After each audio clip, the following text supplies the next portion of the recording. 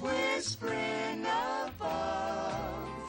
Tammy, Tammy, Tammy's in love. The old hooty owl hooty hoos to the dove. Tammy, Tammy, Tammy's in love. Does her darling feel what she feels when he comes near? Her heart beats so joyfully, you'd think that he could hear. Wish she knew if he knew what she's dreaming of. Tammy, Tammy, Tammy's in love.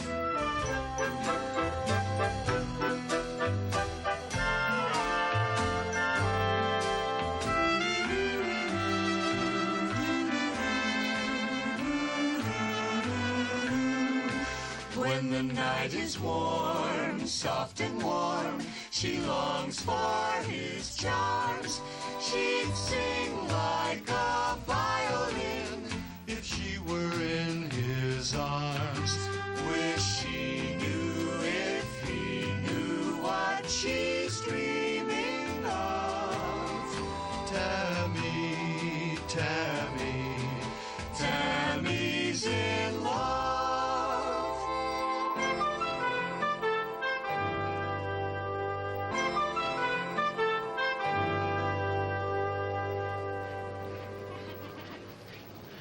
I declare, Nanny, you're purely a wondrous critter. Yes, you are. Fiddle yourself on old paper and tin cans and it comes out pure nourishment. Tammy, you got a telegram. It's from Mr. Brand about that secretarial job. You joking at me, Grandpa? Well, Mr. Brent's the richest man in these parts. Well, I'll be asking you for your offer later, Nan.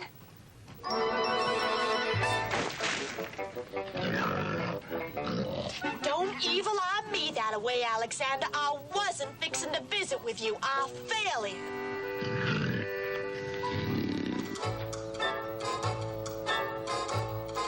Can't hardly believe it. Our Tammy all growed up and going out into the world on her own. Sure don't seem possible. Well, we won't pamper ourselves with a wet goodbye. I might not even land that job. But all the same, I'm taking my belongings just in case. Now, Tammy, I want you to hear to me, and you hear to me good. Now, you're going to be encountering men over there to that Brent place. And some men, when they look on a young gal, they ain't got nothing in their heads but female chasing. Now, you listen to your grandpa, girl. But you forget, Uncle Lucius. I spent 6 months in Boulder City learning to secretary. Boys over there was female chasing all the time. Some of them was even female catching. Now, you're making light.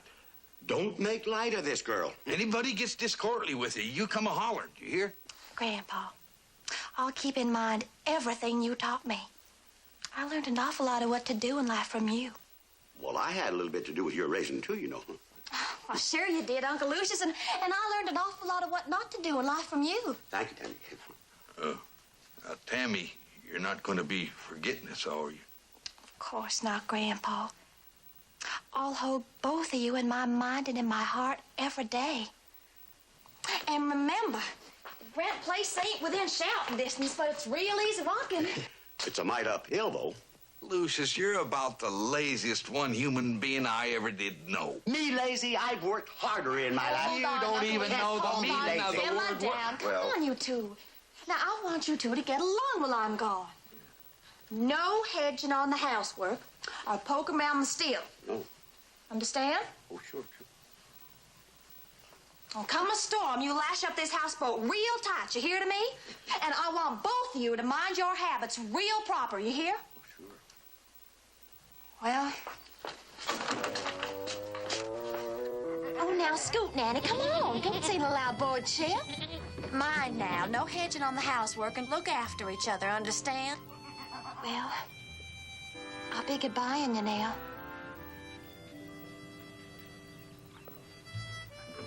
Goodbye, Tammy. Bye. Grandpa. Tammy, Oh.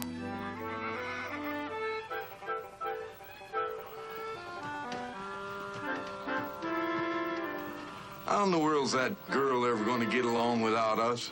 It's a worry, Mordecai. A pure worry.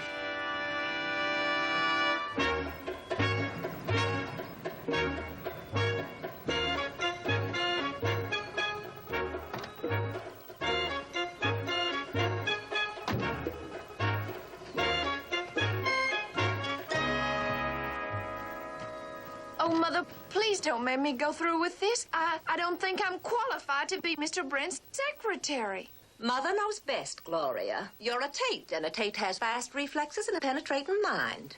We do? Peter, stay in the car and play the radio or something. Mother, why don't you marry Mr. Brent? Then Gloria wouldn't have to go through with all this. The man does the asking, brother dear, remember? I know, but she's been waiting for years. Peter, the radio, play it. You see, dear, with you in the house, John will have the feeling of family.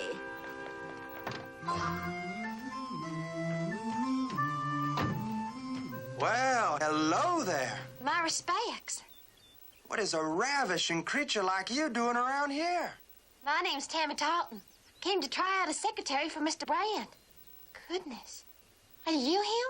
No, but I am John Brent's close friend and confidant. Peter Tate, you've heard of us. The aristocratic financial Tates. You know, banks, money, that sort of thing. Oh, I'm pleased to meet you. Oh, you've got nice teeth and a friendly smile. You really think so? Well, yes. Grandpa says a friendly smile is better than gold in the money hole. Well, your grandfather must be quite a man. Now, you follow me. I'll take you right in. When I tell John that you're a friend of mine, well, you're practically in.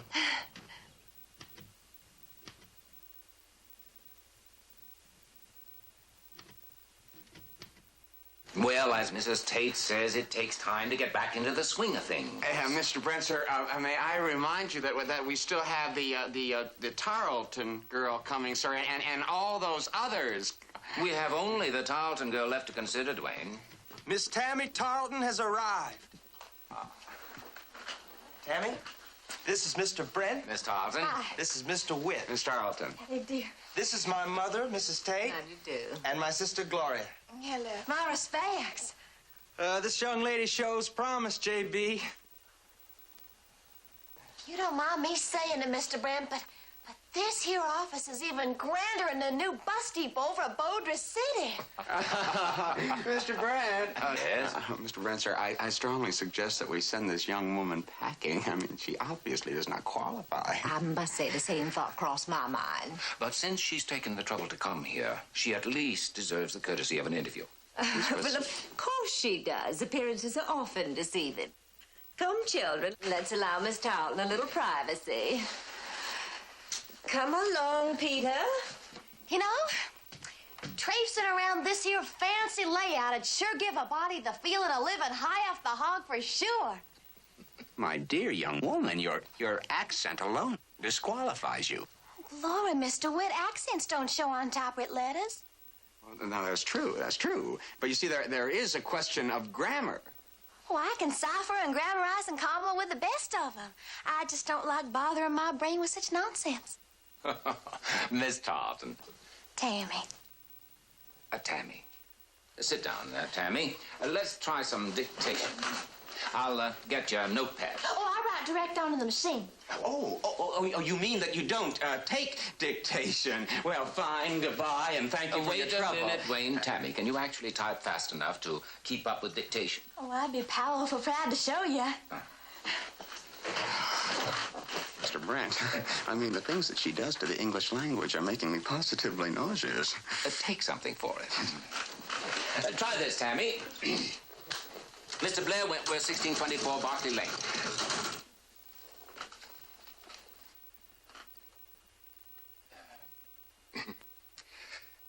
As you well know, our shipments leave New Orleans on our own ships, therefore I can't understand the delay.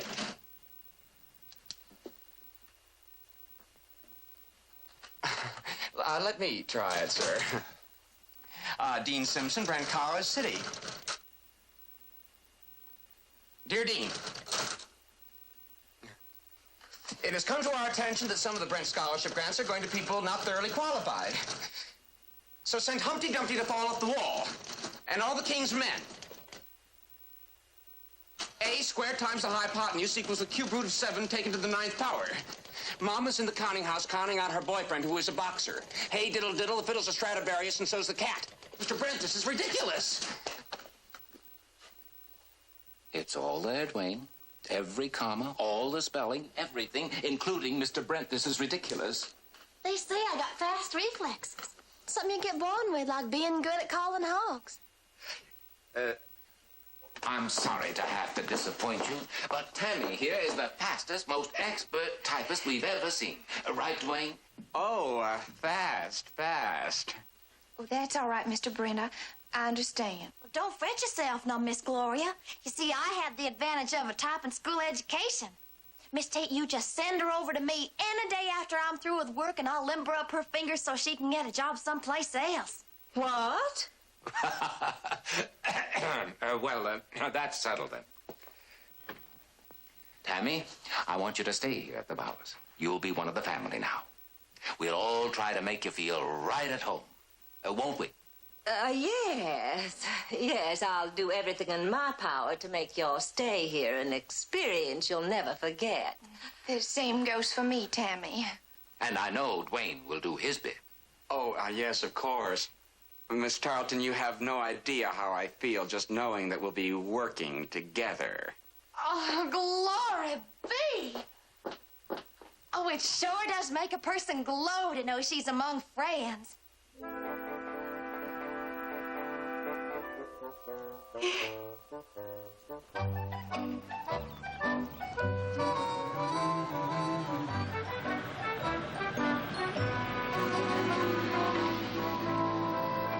Hi.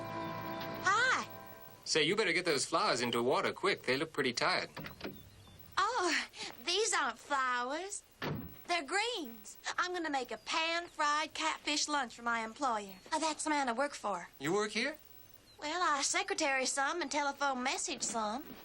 And I think I'm supposed to ask folks how come they're driving up selling valises. That's called receptioning. I see. Well, you tell Mr. Brent that his son is home from college. Ask him if he may stay for a few days. And tell him he has a very lovely receptionist who blushes quite easily. Oh, Mr. Brent, I feel more hot-faced than a pumpkin with a fat candle inside it. No more Mr. Brent, please. I'm Stephen. What's your name? Tammy Tarleton. Well, I'm glad to meet you, Tammy. Say, tell me something. Where did you get those catfish you're going to cook for my father? Oh, the river. I'll throw another one onto the pan for you. Oh, no, thanks. I've had lunch and I've got some unpacking to do. But you can do me a favor. What's that? Well, invite me along next time you go fishing. I haven't had a line in the water since I was a little boy. Well, that'd be fine. Don't forget now. I'm going to hold you to it. Oh, I won't forget. Stephen.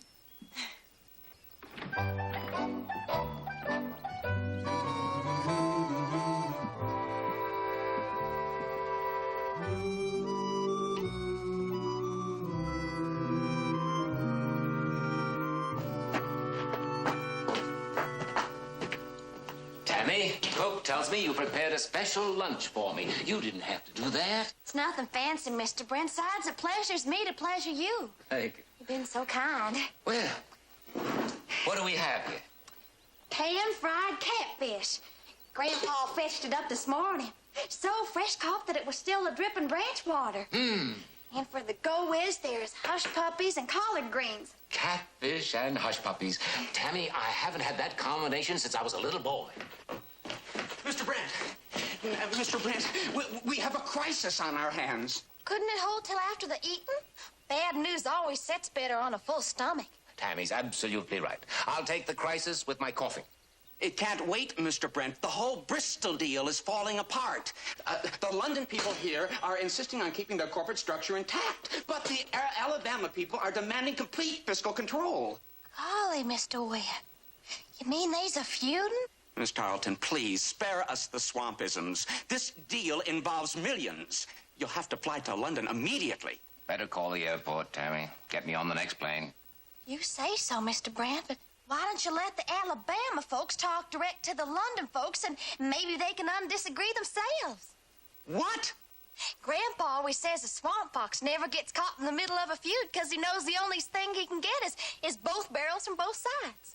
Tammy, you're a born executive. Dwayne, stick Alabama on London and let him fight it out while I finish my lunch. Oh, but you can't. I mean, you shouldn't. I mean... Dwayne... Yes, sir. Mr. Witt, when you get your chores done, there's plenty of catfish to go around. Catfish. I sure hope Mr. Witt ain't mad at me. I didn't mean to get involved in your financial affairs. You speak up any time you like. I just wish you were 20 years older, so you could have been here that much sooner. I might not have made quite so much money, but I'd have a lot fewer gray hairs.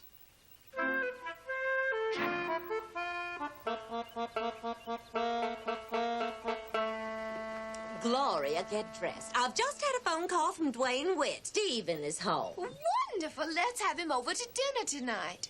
Mama, can you get my back? It's turning to disgust in calm and red. Gloria, have you forgotten that new secretary of John's is in the house? Mama, you're not suggesting that Stephen would so much as look at little Miss Oleander and Cornpone? Well, she's like a book out of the past. Yes, and it's up to us to make sure that Stephen doesn't stop browsing. But Mama, what am I going to say to Stephen? Really, Gloria, you must develop a sense of attack. Let's get over there first and think later. Oh.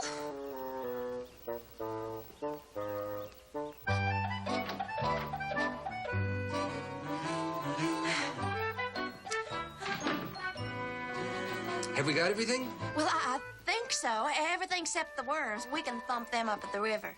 Are you sure your daddy said we could go fishing like this right in the middle of a workday? He insisted. He wants some more of those catfish lunches that you made for him. Dwayne insisted that you leave, too. Oh, well, Mr. Witt's wonderful that way. He keeps sending me out of the room and telling me to take my time coming back. Yeah, Dwayne's all heart. What are we stopping here for? There goes Stephen with Tammy. They're going fishing. Don't you dare let that river girl beat your time with Stephen. Join them and show Stephen what a healthy outdoor girl you are. Mama, I can't go fishing dressed like this. That depends on what you're fishing for. Yoo-hoo! I saw you from the car, and I thought I'd join you if you don't mind. You're not exactly dressed for fishing, are you? Well, fish won't know the difference. You're welcome to join us. Oh, maybe I'll bring you luck. Oh! Oh, you got a bite!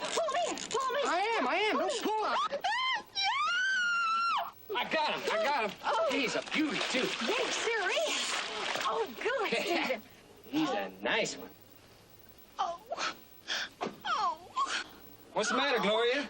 Oh, I must have sprained my ankle. Oh, well, let me see. Here, wait a second, and I'll help you back to your house. Oh, would you? I hate to break up your fishing like this. I'm such a helpless ninny. It's a good thing for me there's a big, strong man like you around to help me, or I'd have to crawl home. Oh. Oh! Glory, what happened? I think she caught her dress in my fish hook. Oh, she sure took off like a scalded dog, didn't she? It's too bad she tore her dress, but it sure did wonders for a sprained ankle. How far is it to your college, Stephen? Oh, it's not very far away in miles, Tammy, but it's a million miles away in time. I can't remember when just a few days have passed so quickly. Well, Grandpa says the onlyest way to make time go by real fast is to enjoy yourself with a good friend. Or have a payment be coming due on something. Well, I guess I better be going. Stephen, I've been wondering, can't you go tomorrow with your daddy instead of now? Well, to begin with, he's going to New York. And he has that lawyer with him. I wouldn't get a word in edgewise. Oh, well, seems to me like you and Mr. Brent just hop from place to place like a tender-footed frog on a skillet. Yeah, I guess we are a peripatetic family. Oh, no, it ain't that you're pathetic. It's more like you travel a lot.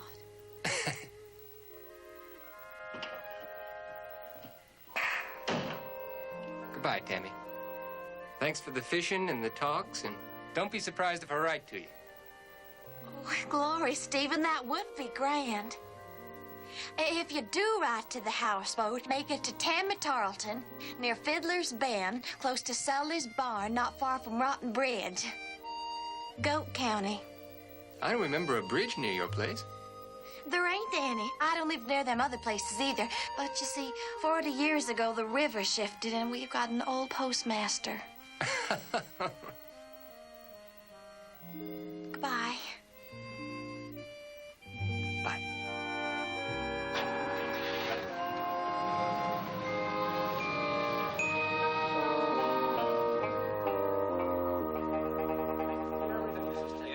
Nice to meet you. Thank you. Goodbye, Miss Hayes. Please call me from New York, Mr. Brent, because I have hundreds of items to clear up. I will, Dwayne. Come along, Tammy. Oh, Mr. Brent, are you sure it's not backwater in your plans to drop me off like this? Of course not, Tammy. We're going right near the river on our way to the airport. Mr. Witt, I don't have to spend me no weekend with Grandpa and Uncle Lucius. Well, I'd be glad to run you up a few letters should you be needing me. Go. Miss Tate? No, thank you, Tammy. We'll struggle along without you. Oh, well, if it's a struggle, I don't know. No. You run along to the river and jump into the arms of your grandfather. Bye. See ya. Oh, that's an incredible girl. Incredible is not the word, Dwayne. The word is impossible. You don't have to hold back. Mr. Brent's out of earshot. Well, you see, it isn't that I dislike the girl. It's what she does to my nervous system. I mean, when she says things like, I bring you something to chill down your pores, it positively twists my stomach into knots. I wish she'd go to New York and stay there. She'll never leave here as long as her family is so close. I mean, that rickety houseboat is within walking distance. Why in the world don't they fix it up? It's a disgrace. Oh, they can't afford it, Mrs. Tate. With their income, I'm surprised they could pay their taxes. Oh? That hadn't occurred to me. You're probably right. I'll see you later, Dwayne.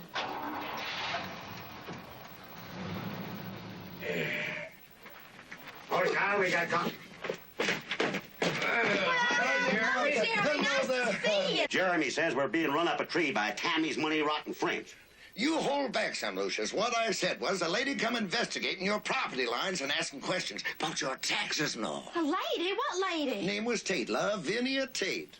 Mrs. Tate? Well, she wouldn't do nothing to hurt us. We're deep as a well friends. I ain't saying one way or the other, Tammy. Ain't rightly my department down at the courthouse. But from what I could overhear, this Tate lady is trying to buy up your property here for back taxes. Back taxes? Why, we couldn't owe more than a year or two at the outside. 7 years, Mordecai. All right, 7 years. Don't pick pin feathers for a couple of days. We're treed, flat out, bald-faced treed is what we are. Now, hold on, Uncle Lucius. Jeremy same as said he only overheard some talk. And we rightly thank you for caring about us, Jeremy. But just the same, it's only tongue-lagging. We're treed. 3 helpless possums looking down out of a sycamore tree. Mordecai, I'm telling you, my blood tells me to get my shotgun. You'll do no such thing, Uncle Lucius. Miss Tate and I are very good friends. I'm going over there and have a talk with her. Thanks again, Jeremy. Now, hold on there a minute, Jeremy. I just had me an idea. Now, we's afloat, and that woman don't own this water. You got her more to the land, Mordecai, so you better find your deed to this property here and see what it says. I'll do that. I'm purely sorry to rotten up your day. Well, so long, everybody. Bye, Jeremy. Bye, Jeremy. What does our deed say, Grandpa?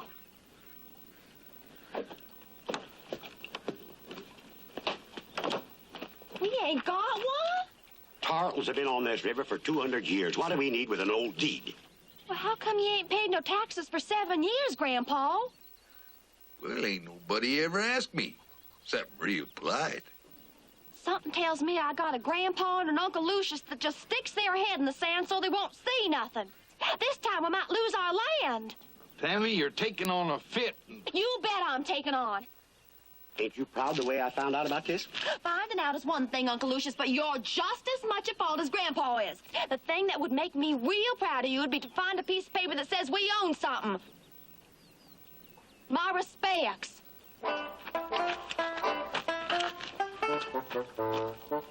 Little Irish blood snuck into that girl back in 1722.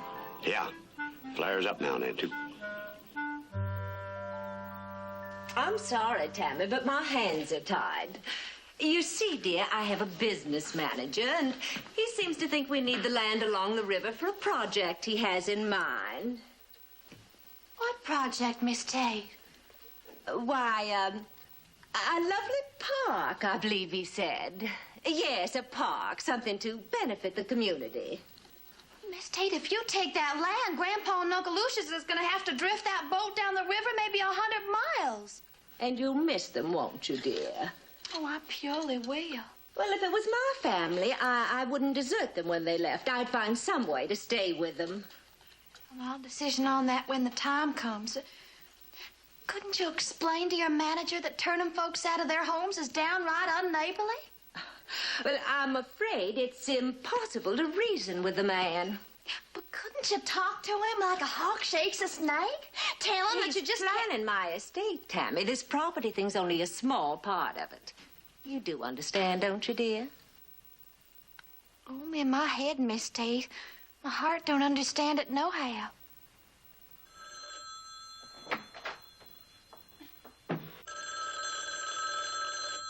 Hello, Brent residence. Tammy, this is Stephen. Oh, Stephen. Oh, your daddy ain't come home from his trip yet, and Mr. Witt went to the doctor. He's got a blister on his bowling thumb. Well, I didn't call them. I called you. Me? Yes. I know I promised to write, but I've been cramming for finals all this last week, and, well, there wasn't time. And I suddenly remembered there's such a thing as a phone. Well, that's fine, Stephen. Is something wrong? You don't sound your usual self. Well, this ain't no time to talk about anything except cheerfuls. Well, friends talk to each other, don't they, Tammy?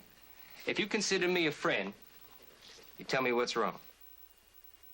Well, Stephen, you see, we're fixing to lose ourselves our houseboat on account of we ain't paid the back taxes for 7 years. Well, listen, Tammy, these things usually take care of themselves. I don't want you worrying. I'll write to you the first chance I get. Bye, Tammy. Bye, Stephen. Hello, operator. I'd like to place a person-to-person call to Mr. John Brent, New York City. Area code 212. The number is...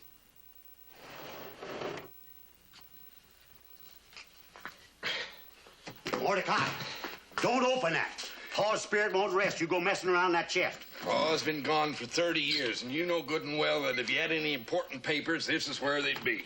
I'll see you later. Lucius, come back here. Did you call me? I'm ashamed of you, keeping your white lightning in Papa's desk. I'll be doggone. I wonder how that stuff got in there. Don't play act me, Lucius. Hey, there's a family good book. If Pa had any papers, they'd be in there.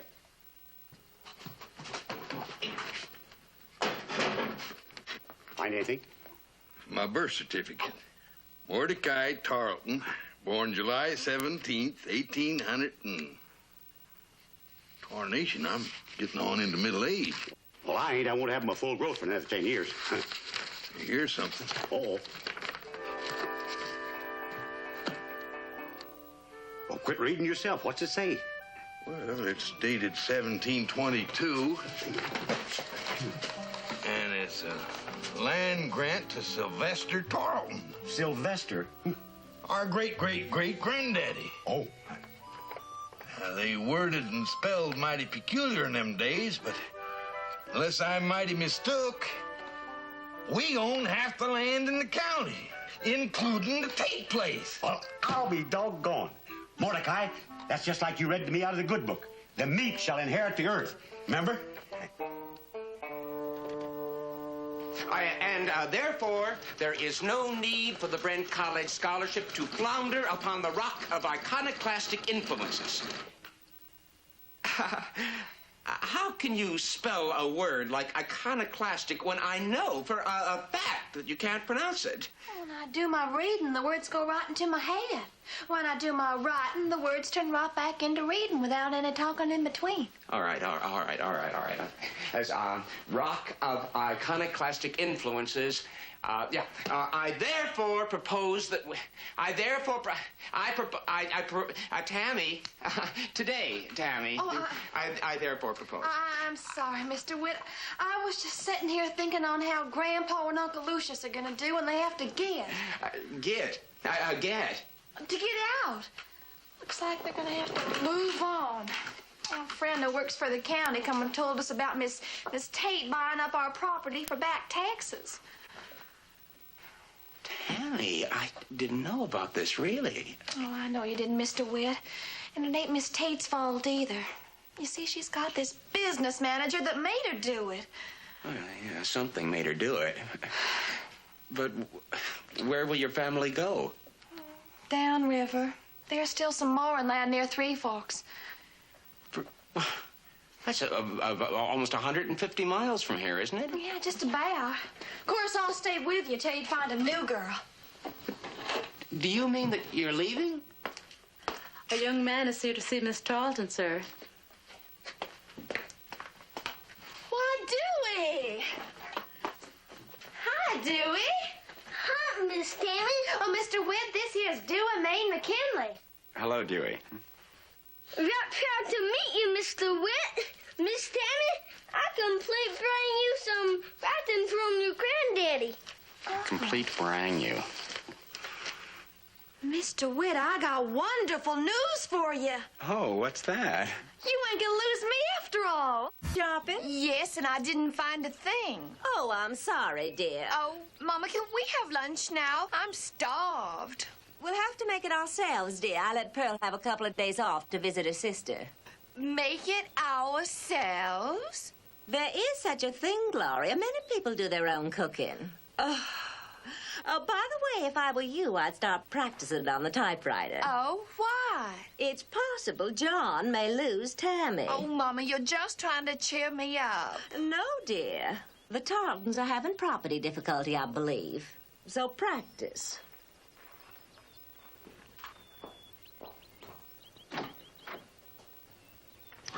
Mama, come quick! What are you doing in my living room? My respects, ma'am. I ask you a question, Mr. Tarleton. What are you doing in my living room? Well, you got your wording a little bit wrong there, Miss Tate. It should go something like this. Mr. Tarleton, what you doing sitting here spack in the middle of your own living room? His mind is snapped. Don't make any sudden moves or speak too loudly. Don't you have a living room on your raft, Mr. Tarleton? Houseboat, ma'am, not raft. Now, you ask me a question, I'm going to give you an answer. Of course, we got a living room on our houseboat, but it just so happens that this here living room happens to be mine, too. Along with about 4 feet in the lower bathroom yonder. Oh? What makes you think so? My land grant. Your land grant says you may occupy my living room? That's right, ma'am. This room happens to be sitting right spang across one corner of my property. Lucius figured we owned the whole house, but we stepped it off real careful a couple of times. And the property line runs right across here and into the bathroom yonder. Couldn't take the whole house, fair as fair. Mama, it looks authentic. Do you actually think you can come in here and take over my home? I quit thinking it the minute I come in here and started doing it. Don't you fret, Miss Tate. Lucius and me, we own hunks out of practically everybody's property around here.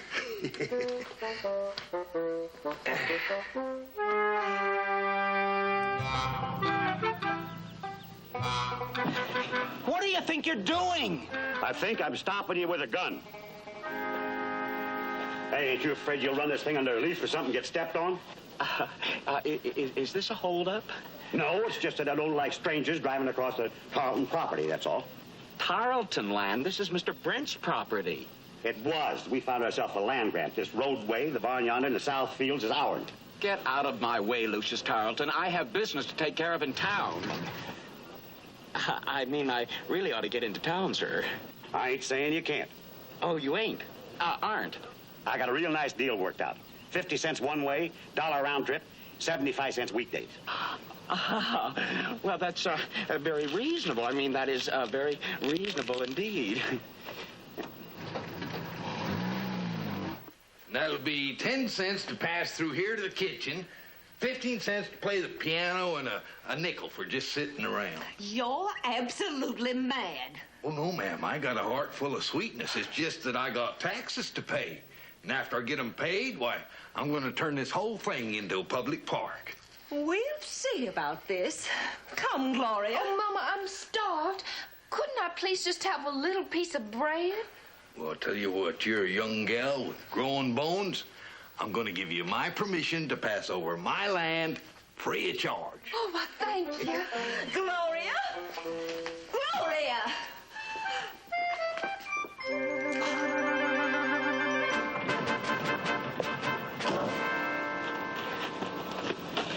The Tarletons have a land grant. I drove into town to see what could be done about it, and those county bumpkin officials said that they couldn't do anything until they saw it. I saw it. It looks authentic. But what are we going to do? Mr. Brent is due home tonight. We're going to explain to Mr. Brent that people are standing on his property with guns. People named Tarleton. I don't think he'll like that. Where's Tammy? Well, of course he's not going to like it. I just hope that he gets home in time to see some savage charge him 50 cents to use his own driveway. Now,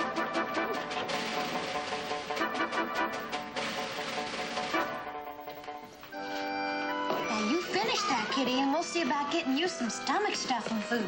You look mighty puny. What is that animal doing on Mr. Brent's table? Oh, she done lost a fight with a rat out in the barn. I figured it was time to muscle her up some. Here, give me that thing.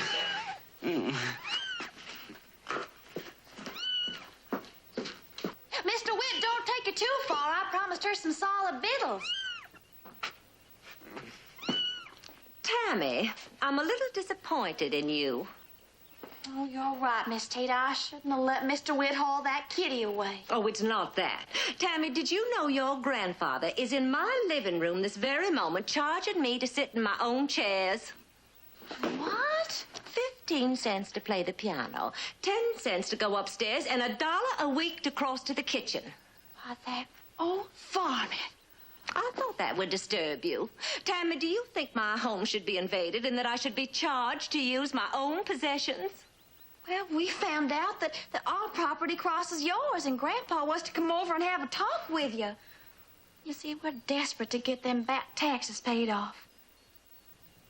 Didn't Grandpa sit and have a talk with you, Miss Tate? Yes, Tammy, with a gun.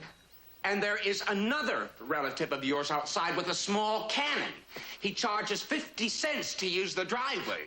$1 for a round trip, except when he changes his mind. And your blasted cat scratched me. They sitting out there with guns? Yes, dear. And it's regrettable, too. You see, I persuaded my business manager to drop the matter of your property and, When Mr. Brent finds out that they have made a cheap land grab, he'll fire Tammy. Oh, you are shrewd, Mrs. Tate, really shrewd. And she sweet-talked her business manager to quit taking our property, but that's not enough for you, no. You gotta go there and nickel and dime them to death. I never collected a quarter. What I got, I earned. Do you know what you two done? No, what'd we do? You went over there not to get back your right, not to talk to him, but you went over there and gave him trouble at a pure cussed ornery revenge.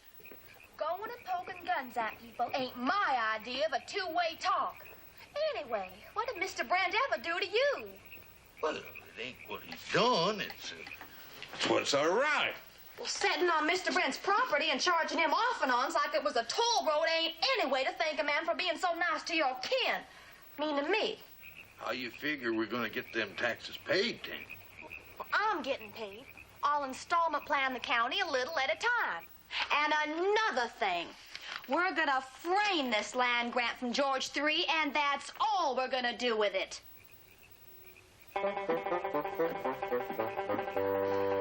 Still and all, it does make you ponder some. I wonder how much land the king done gave us, Tarletons. Considerable, I'm sure, Tammy. Oh, for goodness sake, Tammy, babble to yourself. Mr. Brent and I are breaking down a plant inventory report. A young visitor for Miss Tarleton. I'll do it, Maine. Over for me. Well, it says here that Grandpa went to the county and we don't owe no back taxes. It was a mistake. Well, that's impossible. The county doesn't... You didn't. My dear Tammy, I got your letter and was delighted that your spirits are so much higher. It was a wonderful stroke of luck your grandfather found in the land grant. I can just picture Miss Tate's face. When she thought that she was going to lose her property. Now quit that, Nanny. I know it's good, but this is one letter I'm going to keep. I'm glad Dad got home a little early, and I agree with you. The person who so mysteriously paid up those back taxes will surely be rewarded in heaven. Maybe your troubles are about over. Well, you know, Nanny, I think Stephen's right. I think our bads have circled around and started bumping into our goods again. Yes, thank you, Dwayne. Mama, where's that expensive perfume of yours? Oh, here it is. Well, I just had my usual depressing phone call from Dwayne. He says Tammy's receiving a letter almost daily from Stephen. I vow that girl was put on this earth to plague me. A daily letter? He sent me one postcard showing a view of the campus dry cleaners. What's wrong, Mama? I'm beautiful, so it can't be that. It's not enough that Tammy's making a fool out of Stephen. Now she has your brother Peter writing to her from school. She is casting a spell over every male around here.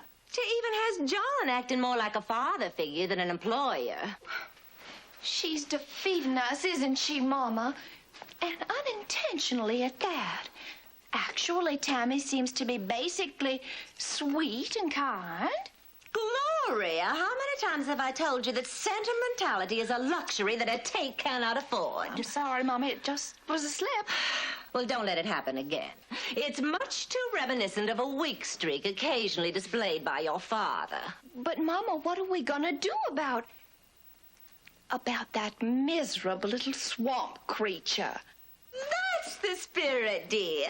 Well, I think you should begin by thinking of various ways to make Tammy look bad the next time Stephen comes home from college. Oh, what a delightful mental exercise. Yes. Meanwhile, since this is Tammy's day off, I intend to visit John and bring into focus the terrible social threat she represents. Wonderful, Mama. What's that? The Tates and the Brents have a history of culture and refinement, a legacy of social enlightenment. If there's anything John should be proud of, it's his heritage. I'm simply going to make him aware of the vast discrepancy between our world and the world of Tammy Tarleton. That's very clever, Mama. It might work. Don't be negative, dear. It will work. Cymbeline, put some muscle into that. Houseboat, ho! Did somebody call?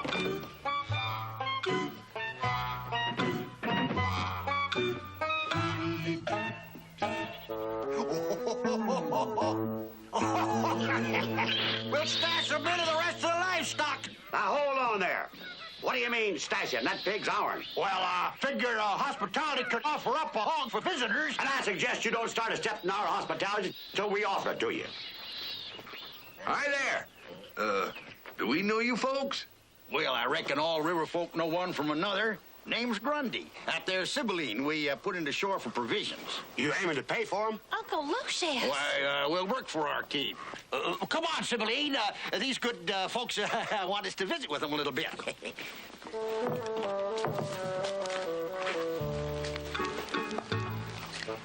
From the looks of them, a dunking in the river wouldn't hurt them none.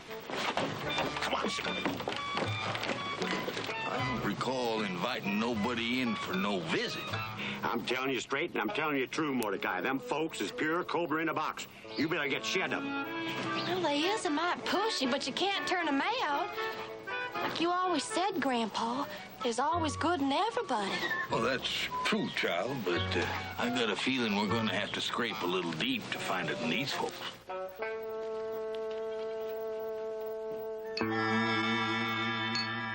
Here, Sibylle, stash this bun in your pocket against the time we're back in the river. Oh, girl, slop a little of that gravy in my stew. Slop your own gravy on your own stew. You, folks got a purpose on this part of the river, or are you just drifting through? Got a purpose.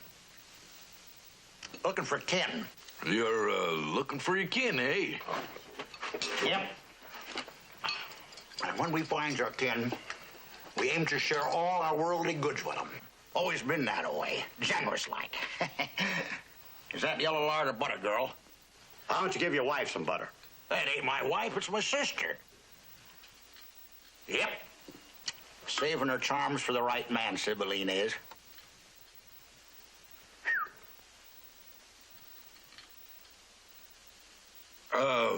If you folks is looking for kin, maybe we can be of some help to you. I don't believe you ever mentioned what your last name was.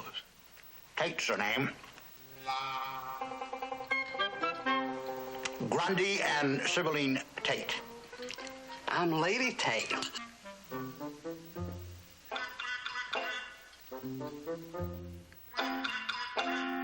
So you honestly don't believe that we ought to tell Grundy and his sister that his kin is just over the hill? No, Grandpa. There's no telling what they do to poor Miss Tate. Set her aristocratic type blood to boiling if she knew she was kin to the likes of them. Yeah, they're settling down their flea-bit barge for the night. What you set the alarm for?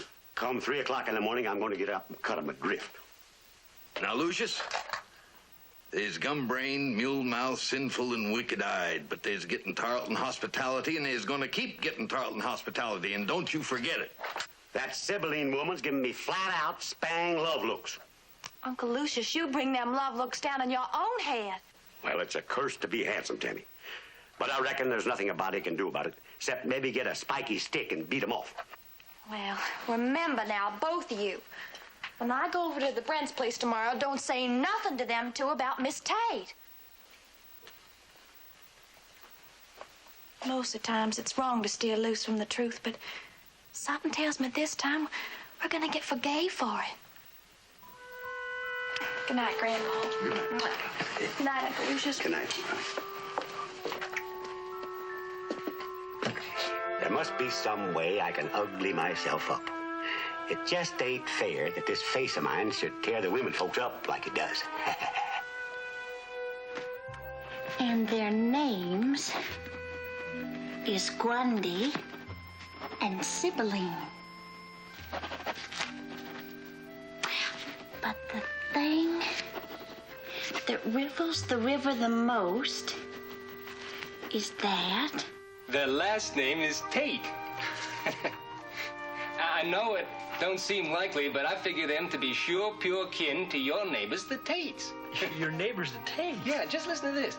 It ain't right to horse around with fate, I know that. But I figure fate's got a lot more important folks to bring together than a bunch of Tates, especially Tates that won't mix no better than a bowl full of kitty cats and goldfish. That's either the funniest letter in the world, or you're prejudiced. Huh? No, I'm prejudiced, I guess. Boy, I'll sure be glad when school's over Friday. I've never been this anxious to get home. Well, you say you got your girl out to work, eh? I reckon you have her paycheck sent directly to you so she won't go to trifling with it. Tammy's pays her own. Oh, I understand your reasoning. You let her keep her pay, and she light fingers a few doodads for you in her spare time. Family devotion's right touching. Tammy don't light finger nothing. Morning, folks. Got a special delivery for you, Mordecai. Well, fetch it here, Spangler. Anything you want to share with the town? No, Spangler, it's just another one of them Romantic love poems from the Tate boy for Tammy. Ain't no Tates around here, you say? Is that what I did say that, didn't I? Sure, there's Tates around here, but you don't credential too good for my money. How do we know you're a Tate? Why, we're pure blue bloods, me and Sibylline. Our kinfolk flat came over from England with Billy the Conquistador and all them folks. Well, we've been on this river 200 years, and we got this. That's a Tate crest. Pure Tate. Can't buy that in no dime store, mister. I'm Lady Tate. Lavinia, the Tarletons settled here long before the Brents and the Tates. They're the original landholders here. We're the interlopers. There's quite a difference between coming over on a convict ship, as I understand they did, and arriving on a ship which the family owned, as the Tates did. Goes against my grain to say a thing like this, John, but if we were in England now, I'd be Lady Tate. Lady Tate? Lady Tate? Is that actually true, Mrs. Tate? Only if we were in England. We're not in England, so it's of little importance. Mrs. Tate is too modest. She wears the Tate crest. Oh, could I look on it, Miss Tate? Great jumping catfish. Look at those funny critters. Your family, I presume, Mrs. Tate? Yes. Your table is quite correct for your guest tonight, John. I think I'll just run along home now and change. Thank you, Lavinia. You know, I don't know what I'd do without her. She takes care of everything for me. Whenever we have a social event here, Pardon me, Mr. Brent. There are some people here who says they're looking for... Just a moment there, girl. I'll do my own talking. My sister and me, we come here looking for our kinfolk. Tarleton tells us they hang out here more than they do at home. Out! Take your person and your tatters elsewhere. Never mind, Dwayne. I'm John Brent. Can I help you? Well, it's about time somebody did something around here. We come here to offer our kinfolk our trust and our love and our affection and all our worldly goods, and we expect them to do the same by us. Now, where's they at? I don't even know your name, sir. Name's Tate. Tate? Grundy Onyx Pure Water Tate. Are you sure? Am I sure? That shares the family crest. I'm Lady Tate.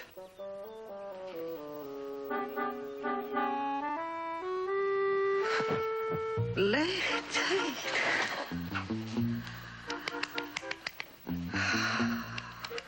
What happened? Well, we found you out there, and we carried you in here. You was out colder than an egg in a blizzard. Those people? It's all right. They're gone. They didn't see you. Tammy took care of that. Oh, these bad people, Miss Tate. They cheat and steal and untrue everything they say. Except for one thing. I got a stomachy feeling they're telling the truth about being your kin. Yes.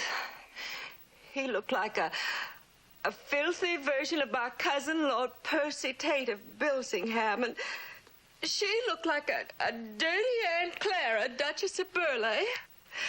What am I to do? How am I going to get rid of those migratory creeps? I got an idea, Miss Tate. But first, what we gotta do is go over to your house and practice some stuff. Practice? One more time, Miss Tate. I plumb done believe we already plumb done met, Cousin Grundy. Begging your pardon, Miss Tate, but you got so many plums and duns in there, you ain't got enough room left for talking. Oh, this is ridiculous, Tammy. I can't go through with it. Well, we better do it, Mama. Do we have to fill our conversations with spangs and flat-outs and ain'ts and the like? Won't they understand us if we speak English? Sure, they'll understand, Miss Tate, but that's uppity talk. And uppity talk means money to hateful people like your kin. Oh, I didn't mean to spiteful mouth your relatives, Miss Tate. Spiteful mouth. I'll never learn it. Let me try one. My respects, Cousin Grundy, but it sure is a fair moon bouncing night tonight, ain't it? You do that much too well, Peter. Not my relatives. Your girl worded me she's gonna go and get them and fetch them here. Well, if Tammy worded you she'd fetch him here, she'll fetch him. Would Would you mind not edging me into the wall, Lady Tate? I'm getting elbow splinters. You, gotta not expect too much now. Even if you notice your relatives is wearing fancy duds and talking kinda uppity. We're willing to share their conditions no matter what. Somebody's coming.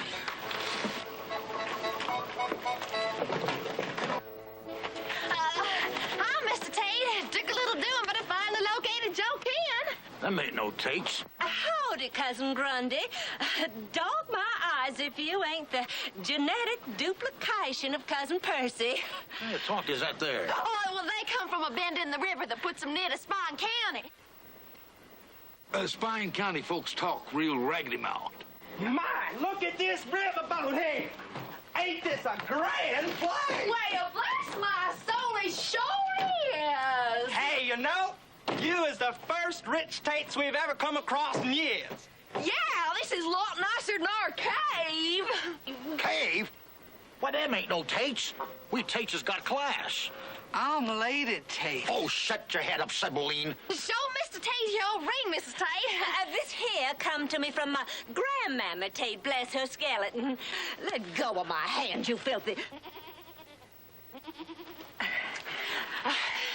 Ain't nobody touched my hand since my husband kicked off, but I reckon it's spang flat out okay, you being a Tate and all. Here, eyeball your retina on the Tate crest. Yeah, that's a Tate crest, all right. But that ain't our houseboat. That's on over there.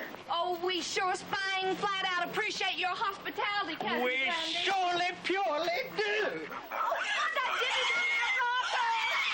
I get the pig. I get the pig, Ma. You always said I could have me a pet, and I'll teach him to sit up and everything.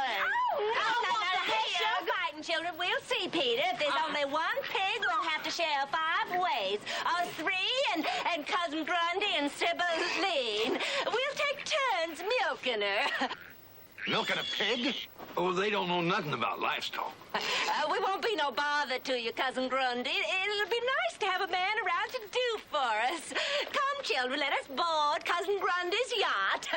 Yacht? Hey, wait a minute. Hold on. I gotta turn it up for you. Come on, Sibylline. Come on, woman. Come on. We're gonna turn it up for you. Get it all right. Yeah, we're gonna fix the boat up real pretty for you. Get going. Grandpa, it's working. Why don't we all have a nice cold drink of water? Hold on to your brains a minute more, Miss Tate. They'll be gone just before you can say hospitality. What's happening? Is it working? Just keep drinking, son. Just keep drinking. Tammy, you're a wonder. They're shoving off. I'm Lady Tate. Sibylline, push! Come, children, let's get out of these filthy rags before someone of quality sees us.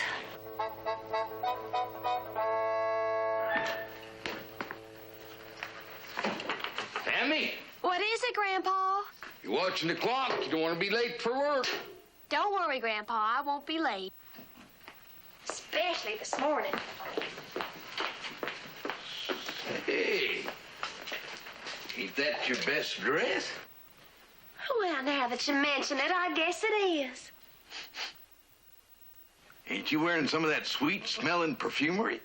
Oh, just a dab or two. Anything special about this morning? No, just an ordinary kind of day, I figure. There's letters to get out, filing to be done, Stephen's getting home from college, and there's errands to be run and telephone. Whoa. Somewhere buried in the middle of that explanation, I think there was an answer. Now, did I hear you say Mr. Brent's son, Stephen, was getting home from college? Well, I guess he is getting in this morning at that. And that wouldn't have anything to do with you getting all fancied up. Of course not, Grandpa. I suppose you're wearing that pretty dress just to get on better terms with that typewrite machine, and that sweet-smelling perfumery is just to dazzle them carbon copies, huh? Well, maybe I did give a passing thought to Stephen coming home. Well, I'm glad it was just a passing thought. I wouldn't want to see you going to work in no evening gown. Now, don't take on, Grandpa. Stephen's a fine young gentleman, and I do want to look my best around him. Well, that's all well and good, but you hear to me, girl. The best way to impress a man is with your brains. Oh, that may be part of it, Grandpa, but you got to remember what Grandma used to say. What was that? Well, looks is a heap more important than brains, because most men can see a lot better than they can think. Nonsense, Dwayne. Tammy deliberately dressed us as ragamuffins the other night so that she could see us degraded. It had nothing whatever to do with saving our necks, as you put it. Let me speak to John. New York again? Mama, Stephen's home and he's going to be alone in the house with Tammy for a whole week. What's that, Dwayne? Mama. Stephen's home from college? Mama, I said Stephen's home. Yes, you're right, Dwayne. That could kindle a fire of romance between Stephen and Tammy. Oh, Mama, what are we gonna do? Tammy's gonna have Stephen all to herself. All to herself. Oh, please, Gloria. I feel like I'm in an echo chamber. Yes, Dwayne, thank you. I'll talk to you later. Mama, I just saw Stephen and he told me his father's gone to New York. I don't like what that means. I don't blame you, dear. It gives Tammy a whole week to sink those homespun hooks of hers into Stephen. Oh, Mama, I'm scared. I can hear wedding bells. Oh, Mama, it's awful. I have all this beauty and charm and a wonderful personality. Oh, what good is it doing me? Oh, Gloria, stop acting like a defeated child and help me think of... Wait a minute, that's it. A child for Stephen and Tammy. Good heavens, Mama. You flipped. No, dear, quite the contrary. The idea I've just been struck with is not only sane and sensible, but if I do say so myself, it's brilliant. Well, what is it, Mama? What is it? Wouldn't you say that it would destroy Tammy in Stephen's eyes if she proved to be a terrible mother? Certainly, but I can't wait that long. You're not with me, dear. My plan is to destroy their little love nest with a rotten egg. You remember my dressmaker's nephew? That horrible little brat with the freckles? That's the one. He'll do anything I ask if the price is right. I assure you, my dear, that when the governor's ball rolls around, Stephen won't know that Tammy's alive. This little fella is from a broken home, you say? Yes, and with the poor child's mother out of town visiting a sick relative, he has no place to stay. We could keep him, Stephen, but Mom and I both feel that what he really needs is the companionship of a man. It'd only be for a week, Stephen, and I know you'd be a wonderful influence on him.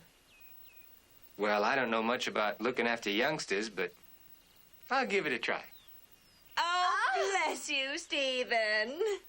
Say, and Tammy will be here to help out, too. I'm sure she's great with kids. Oh, why, yes. I know the little fella's bound to be crazy about Tammy. Who isn't? We'll deliver the fortunate youngster to you in about an hour. Fine, we'll be waiting. Bye, ladies. Goodbye, Stephen. Mama, I hope the little brat can carry it off. Don't worry, darling. He's perfect. I ain't gonna do it. I ain't gonna do it. I don't care what you say. I ain't gonna do it. You lay a hand on me, I'll hold my breath till I'm blue in the face and drop dead. How's that for openers? That's fine, Billy Joe. Just fine. Gloria, isn't he perfect? He'll make Tammy look like a fool in front of Stephen. And just one more thing. Whenever Gloria corrects you, you're to be a perfect little gentleman. We must show Stephen that she can handle you where Tammy can't. Here is things, Stephen. What there are of them. Poor little fella. I know you and Tammy will be a wonderful influence on Billy Joe. Life hasn't been very kind to him up to now. Well, Billy Joe, what do you think of your new room? It's a real cool setup. Oh, maybe one of the windows was open. Oh, boy, are you for real? Billy Joe, I had a rattling note.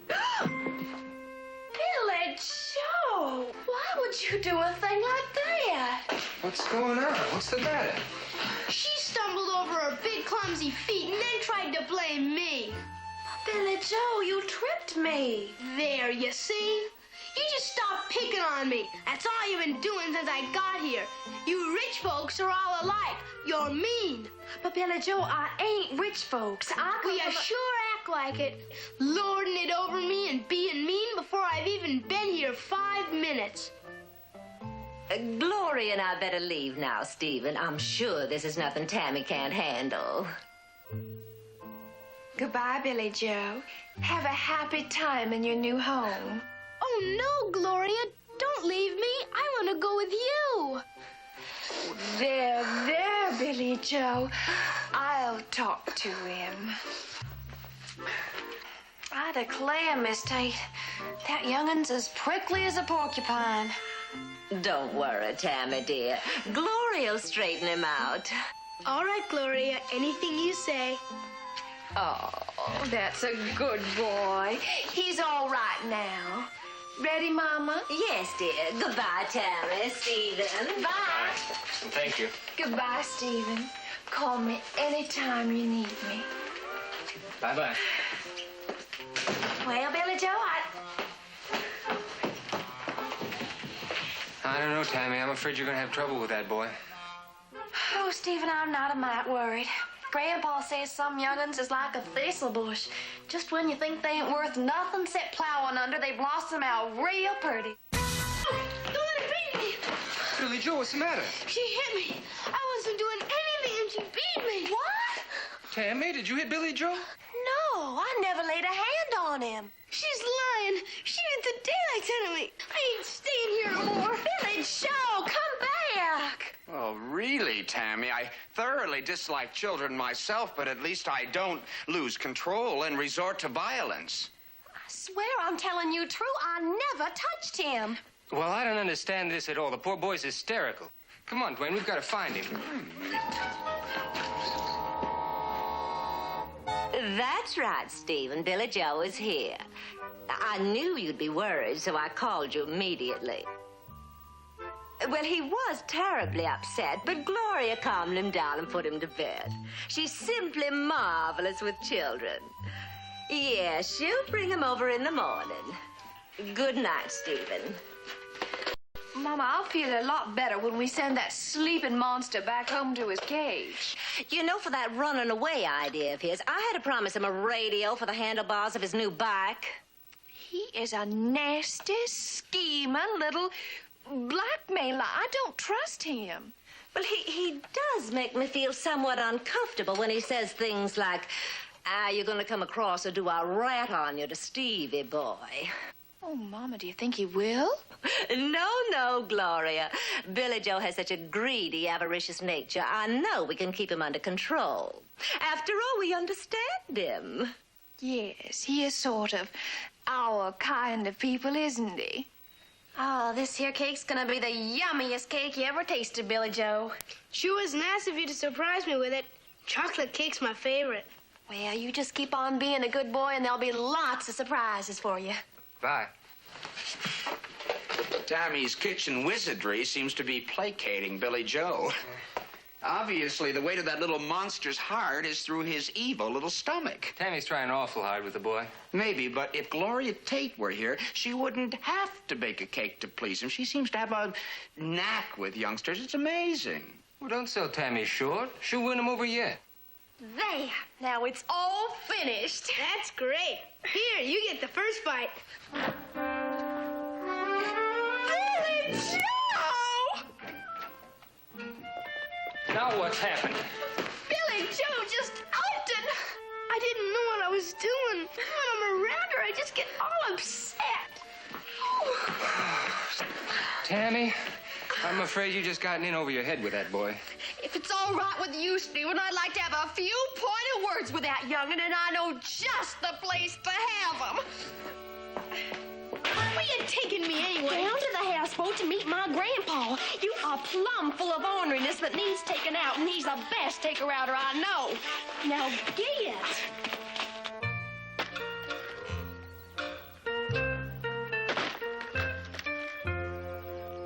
Doing fine, Billy Joe.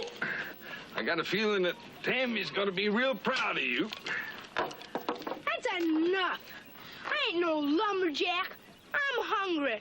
I know you ain't, old-timer. You want to try that again, boy? And this time put some care and thought into it.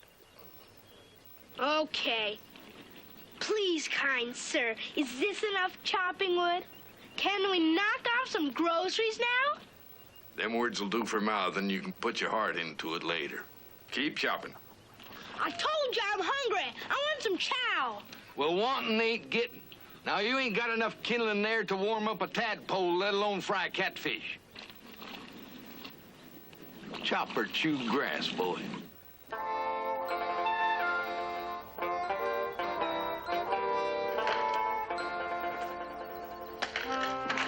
Grandpa, I'm happy to report that Billy Joe has done all the chores and is ready for victuals.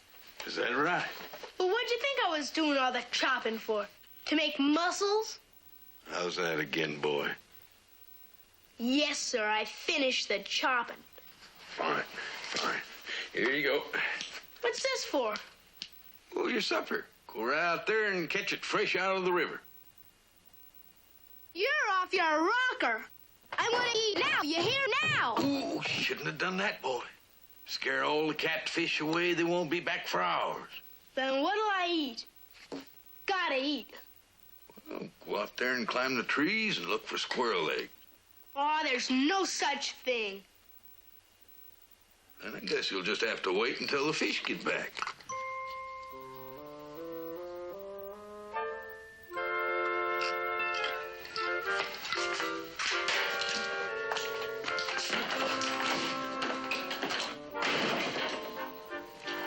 He's as stubborn as a mule, ain't he? Never seen a mule I couldn't handle. You just hold out a carrot on a stick.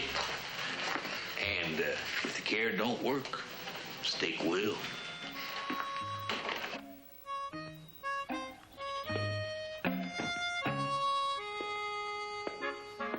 Got anything yet? Oh, sure. But it was only a couple yards long, so I threw it back. Well, you're not gonna catch no fish with your bait laying dead in the bottom mud like that. You gotta quiver it around a little so the fish will think there's some wiggles left in that worm. Just keep it moving. Hey, I got something. Hey, pull him in, pull him in. Get over here. Ooh, yeah. Look at that. Glory on your head, boy. That's the hunkiest catfish I ever did see. Ain't it the most? You know, that's the first fish I ever got in my whole life. You're joshing. No, honest. I never been fishing before. I'm a city kid. Do tell. Well, you're a natural-born fisherman, Billy Joe. Now, you just take that in, and Tammy will fix it for you supper. You take it in. Please, I'm gonna catch me some more fish. This is really kicks.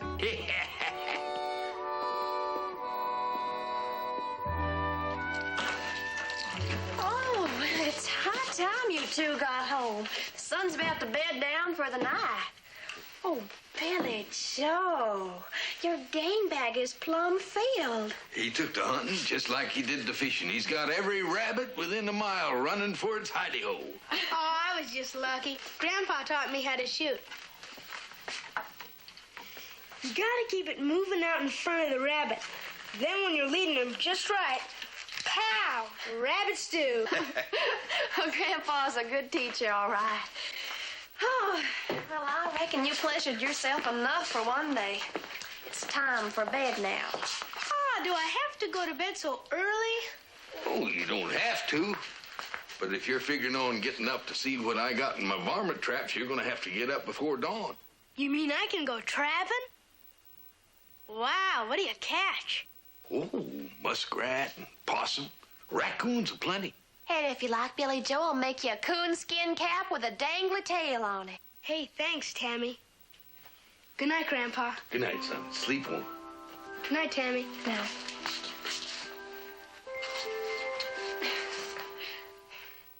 Welcome home, John. Good morning, lady. Steve, will you take these, please? Sure, Dad. What a nice welcoming committee. Did you have a nice trip? Yes, fine. Oh, Steve tells me he and Tammy had a lot of trouble with this boy they took in. I don't want to say it was all Tammy's fault. The boy was rather incorrigible, but I must say Gloria had no trouble at all handling him. Oh. He always came running to me. We were so simpatico. Well, Mr. Brand, it's nice to see you home safe and sound. Thanks, Tammy. Billy Joe, you little darling, you've come home to me. Please, ma'am, I wish you'd stay away from me. That gushy stuff of yours is awfully hard to take. Mr. Brent, this here's Billy Joe Morgan. Say you're glad to meet Mr. Stephen's daddy. How do you do, sir? It's a real pleasure. I'm glad to know you, son. Is this the boy you said was incorrigible, Lavinia? Oh, he started out right mischiefy, but he was never what you call bad. Oh, yes, I was. I gotta be honest with you, Mr. Brent. When I first come here, I was 100% stinker. But Tammy sure straightened me out. Well, Billy Joe took to it real good. It's what Grandpa calls a riverifying a young'un. Well, Billy Joe, I suppose you realize what this means. I sure do, Mrs. Tate. It means I like catfishing and rabbit hunting and coon trapping a lot more than riding an English bike. Including racing tires and a handlebar radio. Mama, Tammy has actually succeeded in turning Billy Joe into a respectable, honest little boy. Well, Steve, has this experience taught you anything? Well, I have learned one thing for sure. Well, what's that? If ever I get married, I sure hope I have someone like Tammy around to straighten out little stinkers. Thank you, Steve. Morning. Oh, Mama, you're happy. I can tell by your voice. I love it when you're like this. Thank you, my dear. I'll admit there's a song in my soul. Wonderful. Who are you going to do what to? Well, you know the governor's ball that John's giving is coming up soon. Oh, yes, I can hardly wait. Well, what about it? Guess who's making out the invitations? Who? Tammy. You wait just so long and Kismet's bound to hand you a gift. This time, my dear, we're going to send our little water nymph downstream without a paddle. Oh, Mama, she's been winning the war and all the battles. Oh, maybe we've been doing the wrong thing. Maybe we ought to change our attitude. You're not suggesting that we simply let Tammy move in and take Stephen away from us. I mean, you. No, Mama, but it just occurred to me if we're going to win out, let's clobber her good. Oh, that's my girl. For a minute there, I thought some of your father's genes had broken loose in your bloodstream. This is going to be my masterpiece.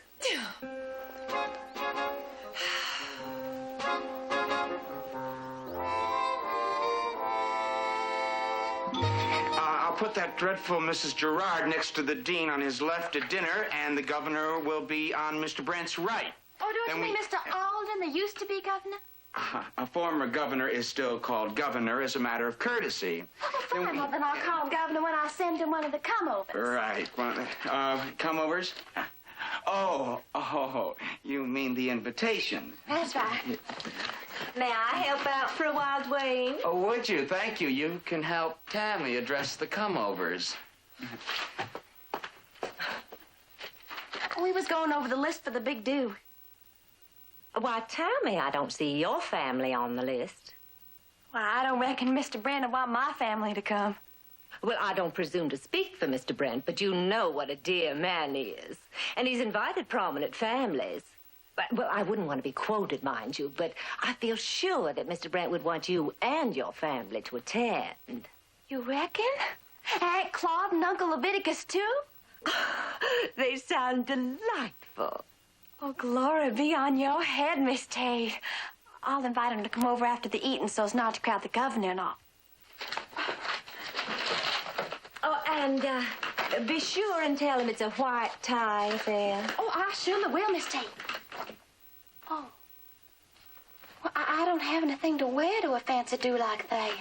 You leave that to me, dear. Oh, Miss Tate. Someday I'm gonna do something for you.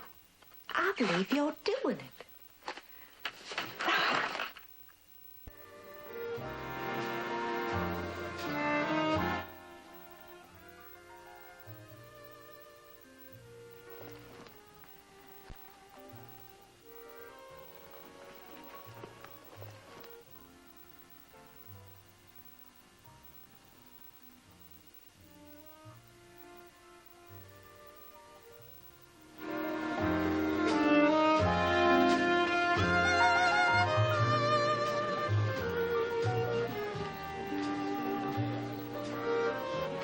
That's not the gown I brought you. Yes, ma'am. I just tamed it down in my... You look lovely, Tammy. Oh, thank you, Mr. Brand. Isn't it about time that you two dance? It's a good idea. May I have the pleasure? Sure. My stomach's already dancing around. The rest of me may as well get in on it.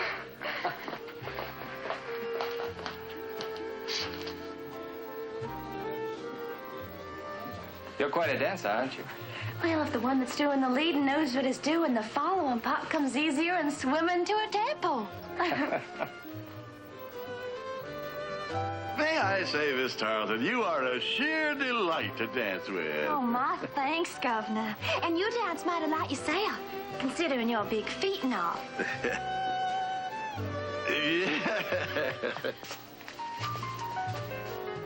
I hope you're having a good time, Tammy.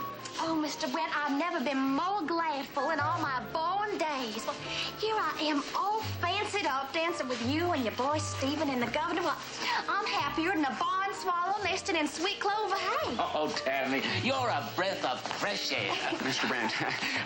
Brent, there are some creatures at the door, sir.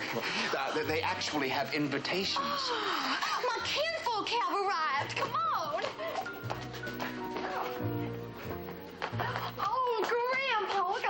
I'm right pleased you made it. How are you, Tammy? Just show us where the do is. We'll take care of ourselves. Mr. Brand, Aunt Claude. How do? And Uncle Leviticus. Hi, y'all. And the boys. And the boy. Hi, how you doing? Oh, Mama, look at those awful people. Yes. I thought they'd never get here. How do you like our white ties? Oh, yeah.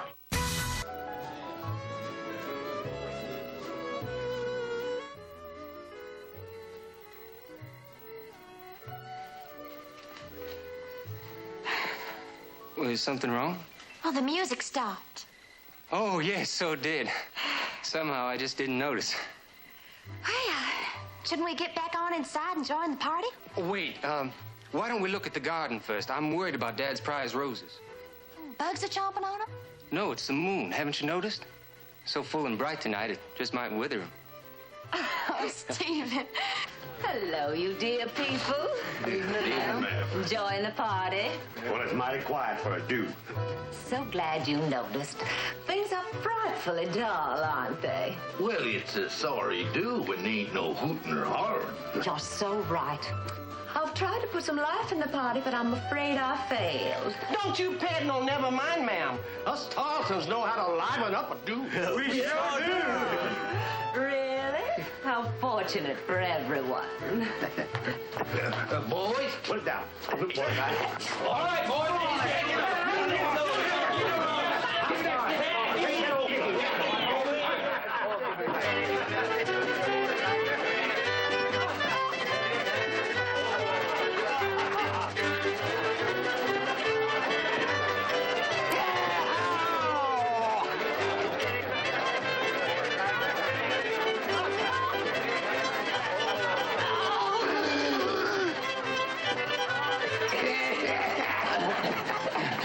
May I go now? Best 2 out of 3, huh?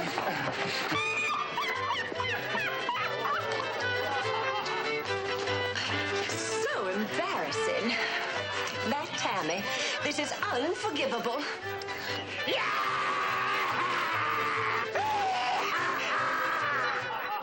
Mercy. What's going on inside? Sounds like the battle of the Little Bighorn. Come on. Howard's plumb tuckered out. I better get me a fresh filling. Come on, Miss Tate, let's stomp some. You're young, you might hold up. Come on.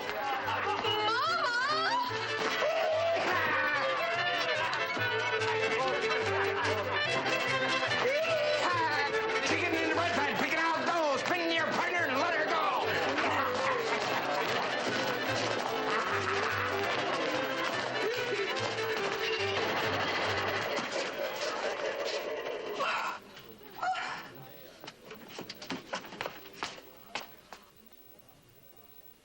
Glory be!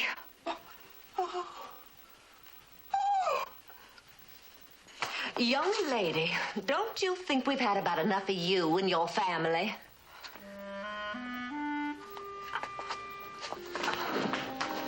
Mr. Brent, it wasn't their fault. They didn't mean no harm. I reckon we just don't belong up here with your kind of folks.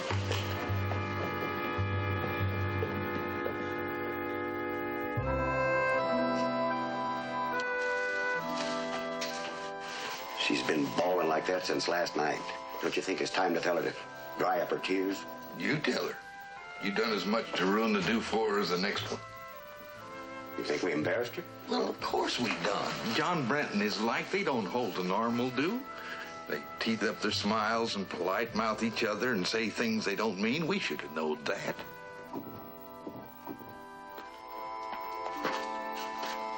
Tammy, honey, I know how you feel, but try not to cry no more.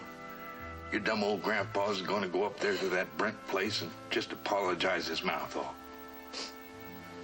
Oh, it's all right. You didn't know. The onlyest reason I'm crying is I've ruined everything for Mr. Brent and that nice son of his. Why don't we talk about that? Mr. Brent. Mr. Brent, I'm plumb sorry about last night. I guess I should have known better than to mix our kind of folks with your kind of folks. You know, Tammy, I've never really enjoyed parties like the one last night.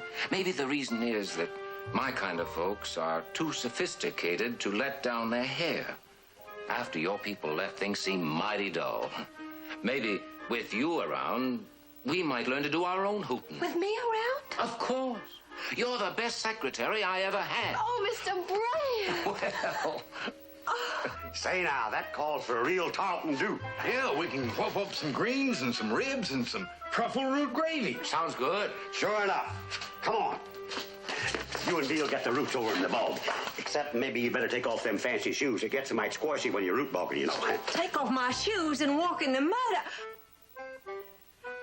And look at us, John. We're going root bogging. Yeah. When she gets her fill of root bogging, we'll teach her wrestling. Swamp style.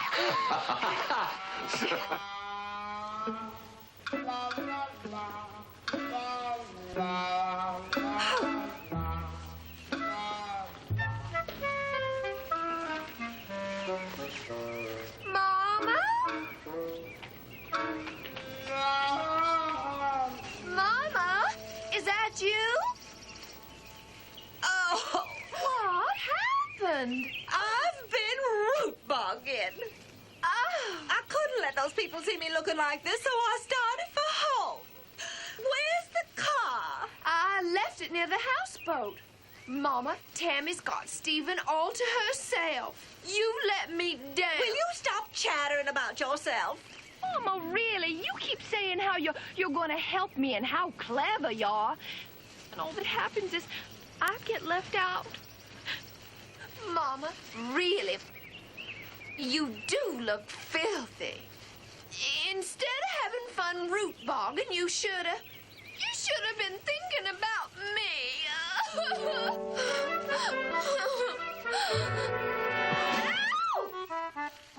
Really, Gloria? Do you have to wear those cast iron girdles? I've hurt my precious little foot. Oh, well, I'm glad you give me a pain in the... Oh, shut up.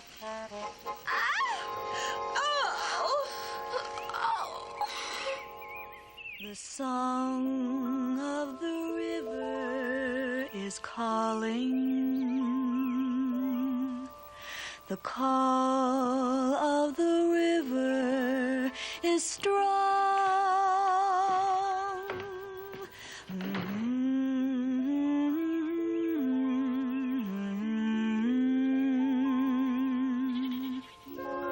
What's that you're singing, Tammy? Oh, it's just a river song about a vinegar fly that's happy. What does a vinegar fly have to be happy about? Well, he's got the river and the sweet breezes and a lady vinegar fly, I reckon. It's a good reason. You know, Tammy, when you walked down those stairs last night, I don't think I've ever seen anything lovelier. Oh, thank you, Stephen. I'm still a mite shaky about everything that happened. Don't be. Tammy, you're the most real thing that ever happened to the Brents. Especially to me. For true? For true. Tammy, will you join me next year at the Governor's Ball? And at every one after that? Oh, Stephen, I'd be proud to.